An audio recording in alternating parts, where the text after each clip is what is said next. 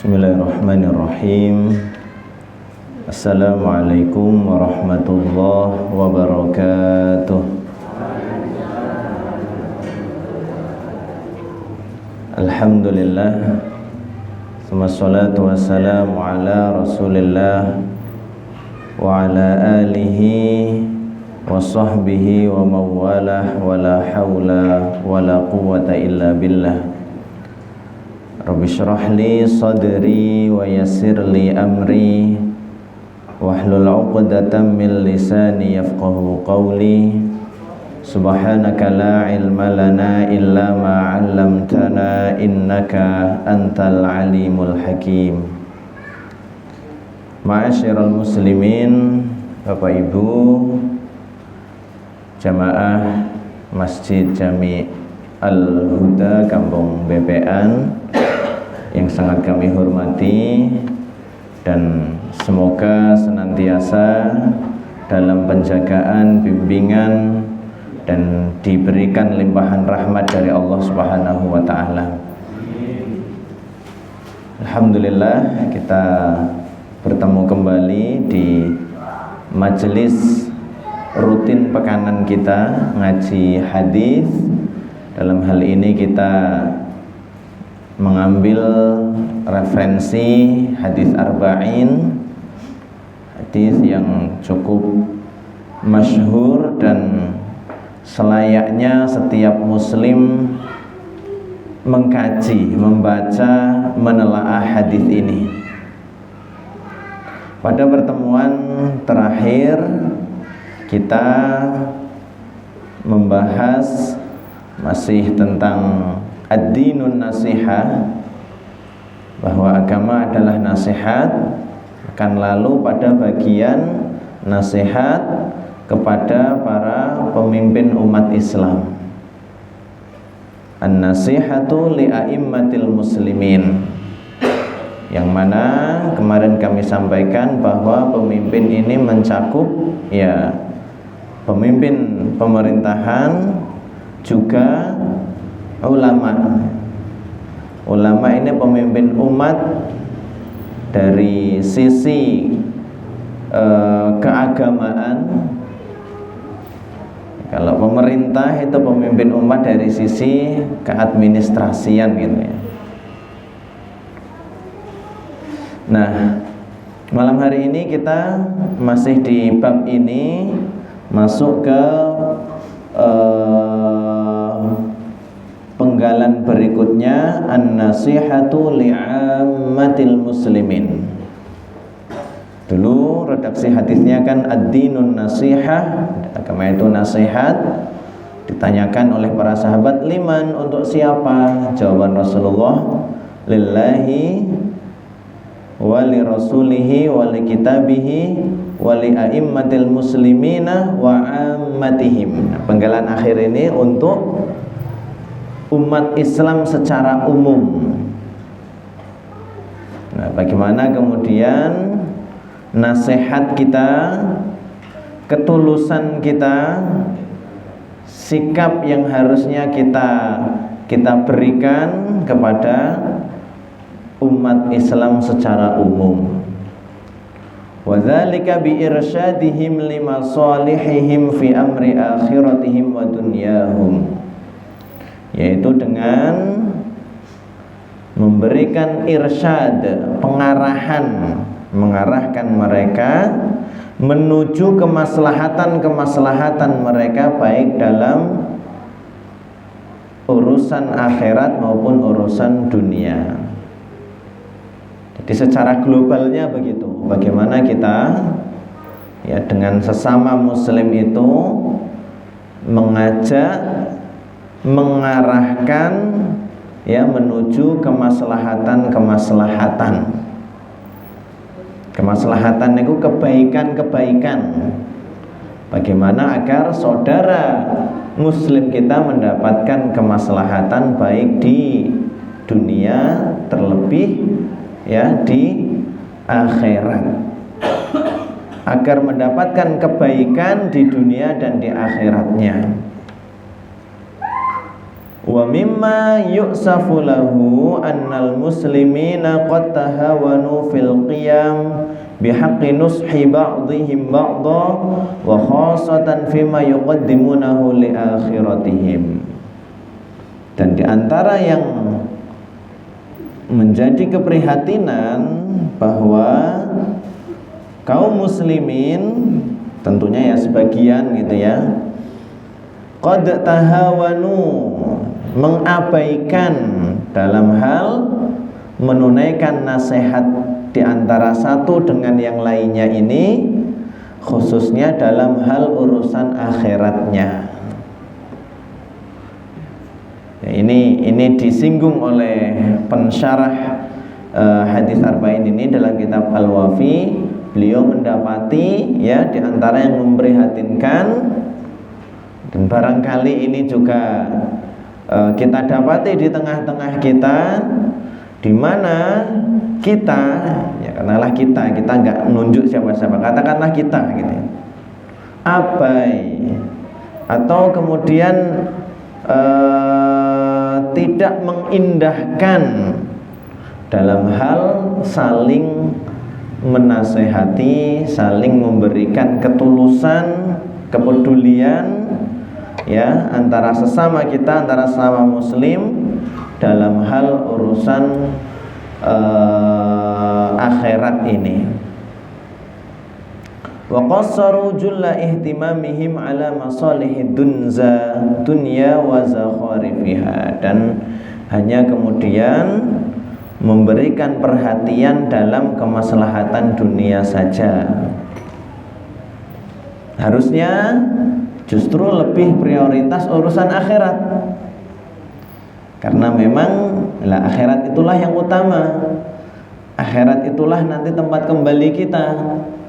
Akhirat itulah nanti kita yang akan kehidupan hakiki itu di sana, hakiki dan abadi.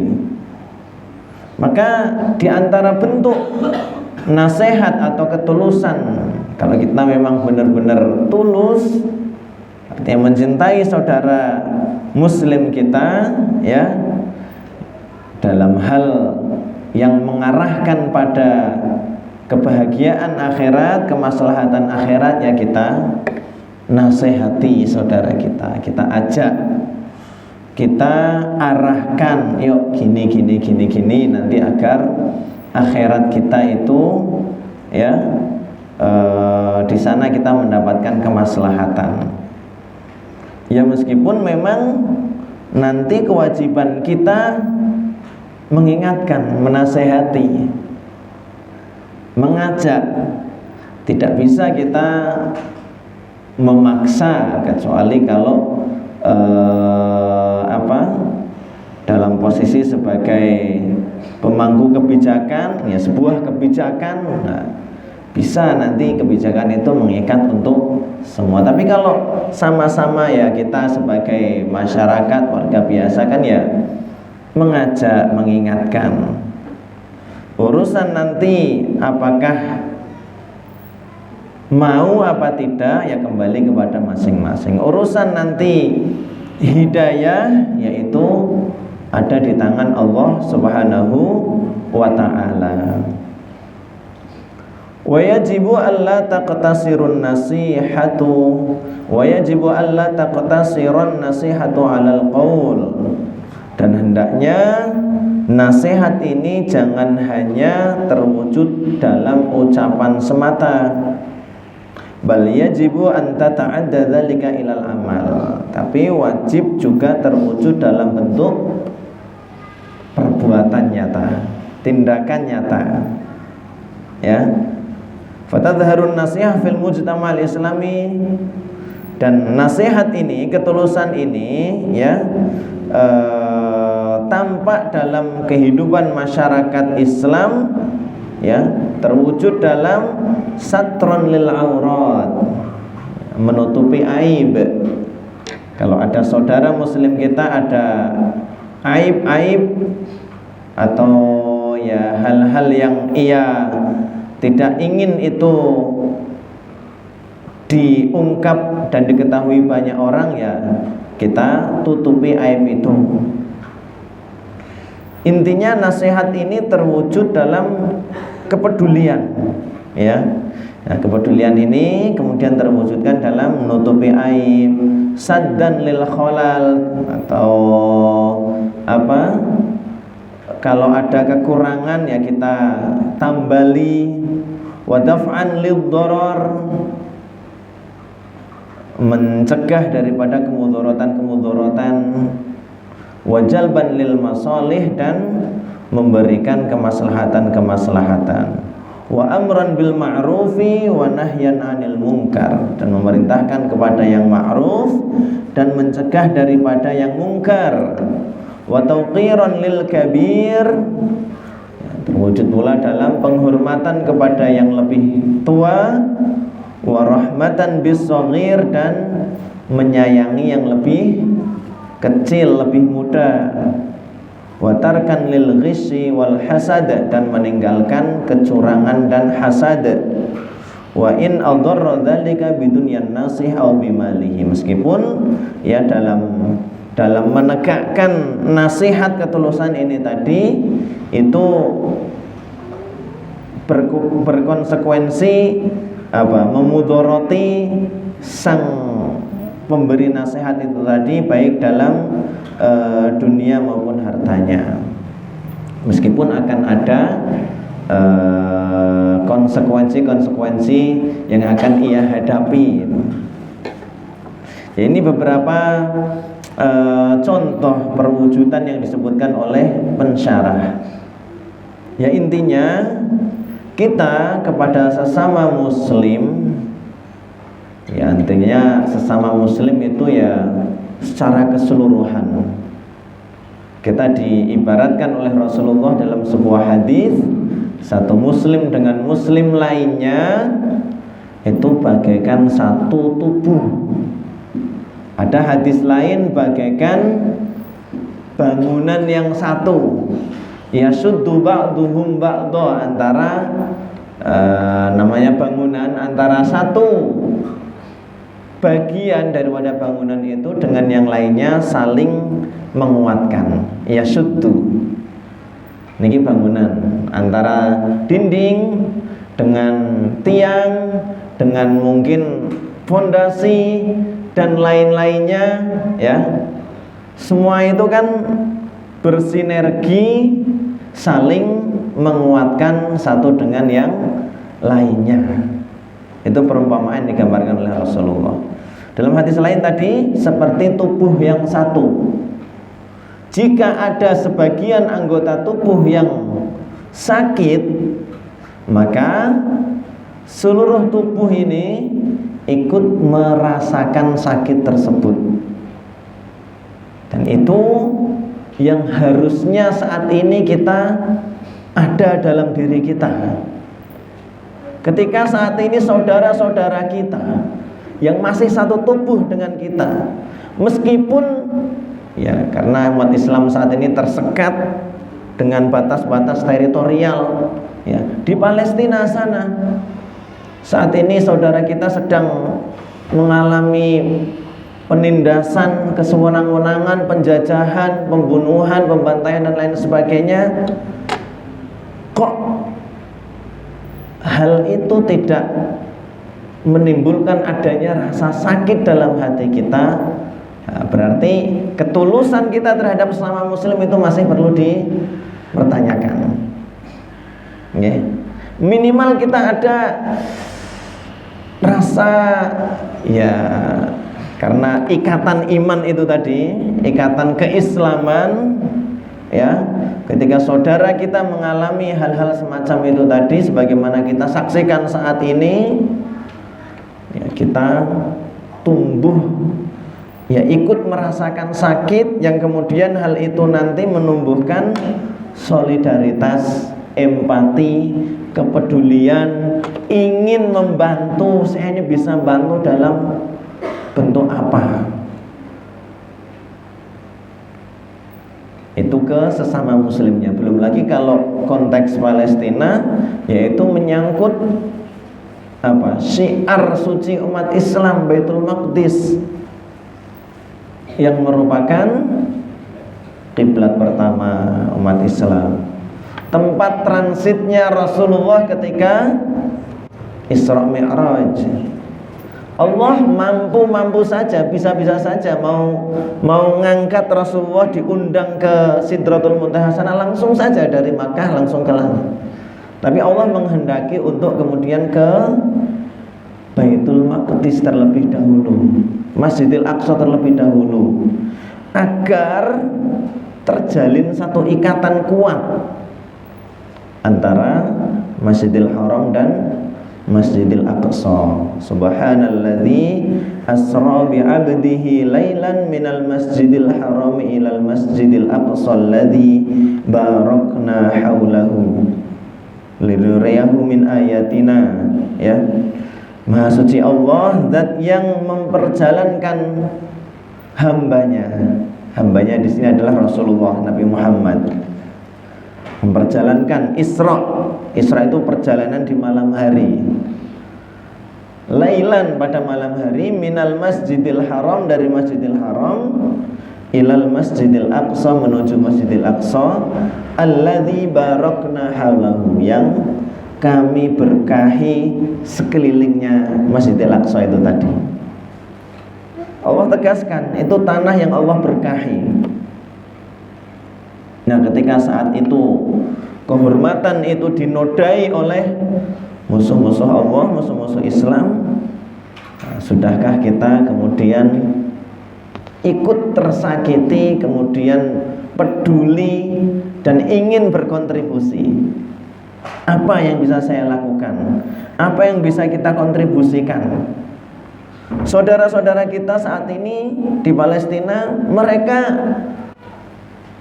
istilahnya mewakili kita, ada di garda terdepan yang langsung head to head dalam rangka menjaga kemuliaan Al-Aqsa ini. Jangan sampai kita sikap kita, itu kan bukan urusan kita, itu di negara lain, kita nggak peduli, yang penting kita di sini aman-aman dan bisa sholat dan menegakkan syariat dan lain sebagainya. Enggak. Umat Islam satu tubuh, ya. Ketika sebagian merasakan sakit, seluruh tubuh yang lain ikut merasakannya. Itu an-nasihatu li'ammatil muslimin. Nasihat kepada umat Islam secara umum. Tadi baik dengan perkataan maupun dengan tindakan perbuatan. Kemudian di antara pelajaran yang bisa kita petik dari hadis ad-dinun nasihah ini, di sini disebutkan oleh pensyarah a'dhamu anwa'in nasihah. Ya, bentuk nasihat yang paling agung. Wa min a'dhami anwa'in nushi bainal muslimin ayyan soha liman istasyarahu fi amrihi. Qala an-nabiy sallallahu alaihi wasallam, idza stansaha ahadukum akhahu falyansah lahu. Nah, di antara bentuk nasihat yang paling besar, paling agung adalah ketika kita menasehati orang yang istisyar, memang meminta nasihat, meminta pertimbangan, meminta pandangan dalam urusan-urusannya. Aslinya nasihat ini tanpa diminta pun kita hendaknya memberikan nasihat. Tapi ketika ada yang meminta, maka itu lebih-lebih lagi. Lebih-lebih, ya. Ada di antara saudara kita yang mungkin meminta pertimbangan kita, meminta arahan-arahan kita, meminta nasihat-nasihat kita, ya. Karena Rasulullah SAW dalam satu hadis,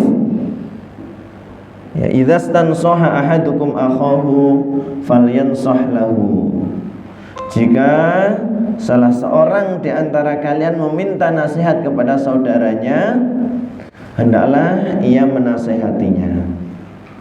Ada juga di hadis lain, di antara hak muslim dari muslim lainnya, kan itu ada beberapa ya. Ketika sedang sakit dijenguk, ketika meninggal diurus jenazahnya, termasuk ketika minta nasihat diberikan nasihat. Wa min a'zami anwa'ihi ayyan soha akhahu fi ghaibatihi. Nah, di antara bentuk nasihat yang paling agung juga ketika seseorang menasihati saudaranya ketika saudaranya itu tadi sedang tidak ada di hadapannya. Artinya nasihat di sini bisa terwujud dalam pembelaan, ya, membela saudaranya meskipun sedang tidak di hadapannya itu tadi. Wa dzalika binusratihi wa difa'anhu, itu terwujud dengan menolongnya dan membelanya. Li'anna nusha fil ghaibi yadullu ala sidqin nasih. Karena apa? Ketulusan atau nasihat ini tadi yang tetap kita berikan meskipun yang kita bela tidak ada di hadapan kita, yaitu menunjukkan apa? Ketulusan dan kejujuran. Jadi bukan bukan cari muka, tapi memang benar-benar bentuk ketulusan. Ketika kita ya di sini membela saudara-saudara kita di Palestina sana, ya insya Allah itu menunjukkan kejujuran dan ketulusan kita. Karena itu selain perang fisik, perang senjata yang terjadi itu ternyata juga perang informasi, ya. Masing-masing menyebarkan berita yang dengan tujuan membenarkan dan membela tindakannya, termasuk dari kubu musuh. Berbagai fitnah, berbagai kemudian penggiringan opini dengan data-data yang palsu itu disebar, dihembuskan. Apalagi sekarang zaman di mana media informasi itu begitu gencar, ya. Maka dalam menyerap berita info itu kita perlu saringan, perlu difilter. Ya, kalau bisa nyari yang sevalid mungkin. Ada sebagian relawan Indonesia yang memang tinggal langsung di Gaza sana, ya. Itu bisa kita jadikan salah satu referensi rujukan ingin nyari tahu yang sebenarnya terjadi itu apa. Atau ya dalam mencari informasi, ini kaidah-kaidah dalam ilmu hadis bisa kita terapkan. Yang menyampaikan itu seperti apa, track recordnya itu juga perlu kita pertimbangkan. Orang yang memang secara keseharian komitmennya terhadap Islam itu kuat, ya itu dalam menyampaikan informasi dia juga akan berusaha jujur insya Allah. Tapi kalau misal sehari-harinya kita tahu rekam jejaknya, dia itu orang yang tidak menunaikan agama dengan baik, ya sering dusta, kemudian menyampaikan informasi kok kita telan mentah-mentah, yaitu jangan sampai, ya. Maka ya kalau kita misal lihat di TV atau di YouTube kan, berita itu kan berseliweran dengan berbagai kecondongan media masing-masing. Ada media yang memang keberpihakannya terhadap sisi ini, ya dia akan menyebarkan berita dengan framing bagaimana membela kecondongannya itu tadi, ya. Jadi yang benar-benar objektif itu ya kadang-kadang agak susah kita nyarinya. Berikutnya aqwalun faridatun lil ulama fin nasihah. Ada perkataan-perkataan ulama yang begitu indah kaitannya dengan nasihat, dengan ketulusan ini tadi yang penting untuk kita baca juga. Ya. Qala Al-Hasan Al-Basri Imam Hasan Al-Basri mengatakan,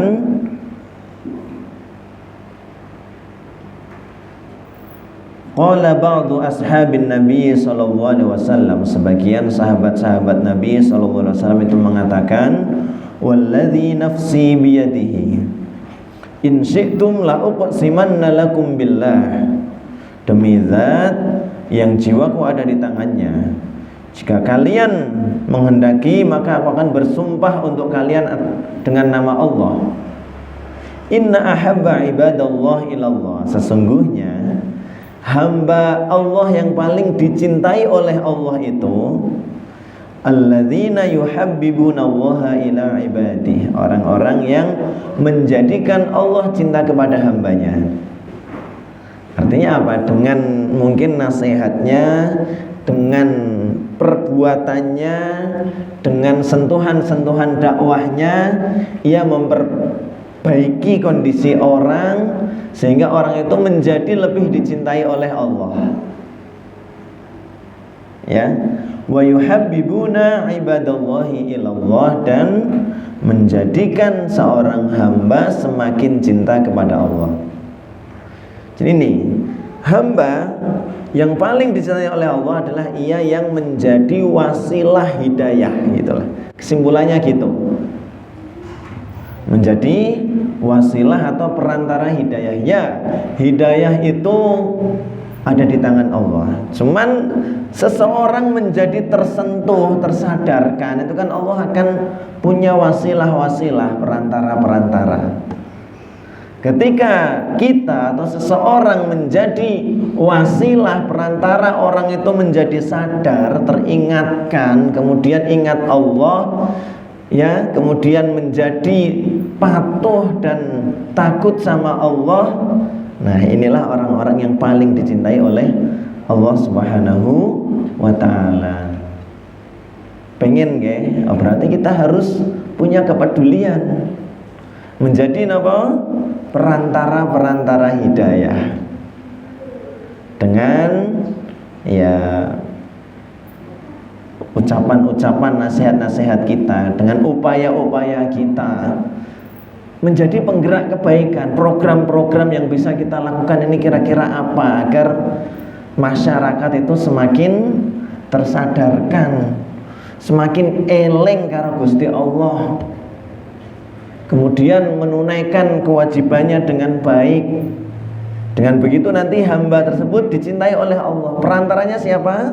Si fulan ini tadi yang menjadi para penggerak. Berat, tapi kedudukannya mulia, agung di sisi Allah SWT. Kadang-kadang godaan pengen ngurusi urusan gue lah gitu. Yaitu sok-sok muncul, tapi akan selalu ada orang yang Allah gerakkan untuk kemudian ia itu menjadi, istilahnya, punya kepedulian dengan lingkungan. Skala kepeduliannya bukan lagi untuk urusan pribadi, tapi urusan-urusan maslahat keumatan. Nah, lanjut. Kok cepat ya?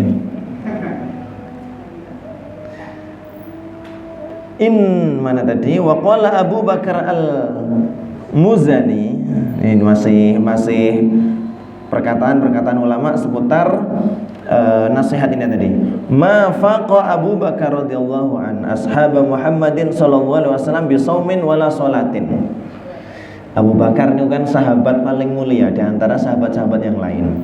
Nah, di sini dikatakan tidaklah Abu Bakar itu lebih unggul dari sahabat-sahabat lainnya bisaumin wala sholatin, bukan karena sebab puasa dan sholatnya, walakin bisyai'in kana fi qalbi, tapi tersebab sesuatu yang ada dalam hatinya.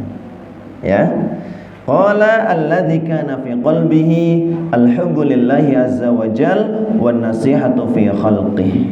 Dan yang ada di hatinya Abu Bakar itu adalah al-hubbu lillah, kecintaan kepada Allah, wan nasihatu fi khalqihi, dan nasihat kepada para hamba-hamba Allah. Nasihat ketulusan ini tadi.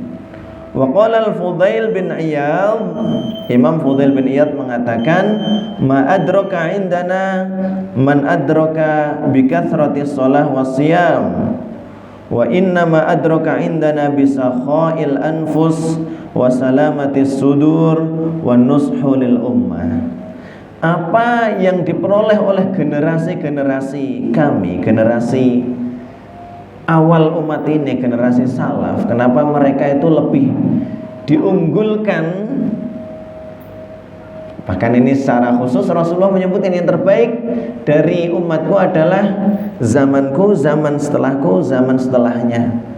Artinya generasi salaf itu memang ya sudah digaransi oleh Rasulullah lebih bagus kualitasnya daripada generasi akhir. Ya. Nah, semua itu bukan dikarenakan banyaknya sholat dan puasa, tapi karena bisa khail anfus, ya, wasalamatis sudur wa nushu lil ummah. Sakha itu apa ya? Ketulusan, ya, ketulusan jiwa dan kelapangan dada, salamatus sudur wa nushu lil ummah, dan nasihat kepada umat. Artinya hati, kuncinya adalah kualitas hatinya itu lebih bagus. Sering kita dengar ya, bahwa dalam diri kita kuncinya adalah hati. Segumpal daging yang kalau bagus, nanti anggota tubuh yang lainnya akan auto bagus. Auto bagusnya otomatis menjadi bagus juga. Kalau segumpal daging ini buruk, anggota tubuh yang lainnya akan otomatis buruk. Ya, itu adalah hati. Hati. Itulah mengapa para ulama kita memberikan perhatian besar terhadap tazkiyatun nafs, penyucian jiwa, pembersihan hati. Karena kalau hati itu nanti sudah bagus, jiwanya itu sudah bersih, tulus, ya, secara otomatis nanti dia akan menjadi pribadi yang baik, punya istilahnya sudah otomatis gitu. Hal-hal yang lainnya nanti akan menjadi baik. Nah, ini kiranya yang dapat kami sampaikan untuk pertemuan malam hari ini. Alhamdulillah kita selesai dari hadis ke-7 ini.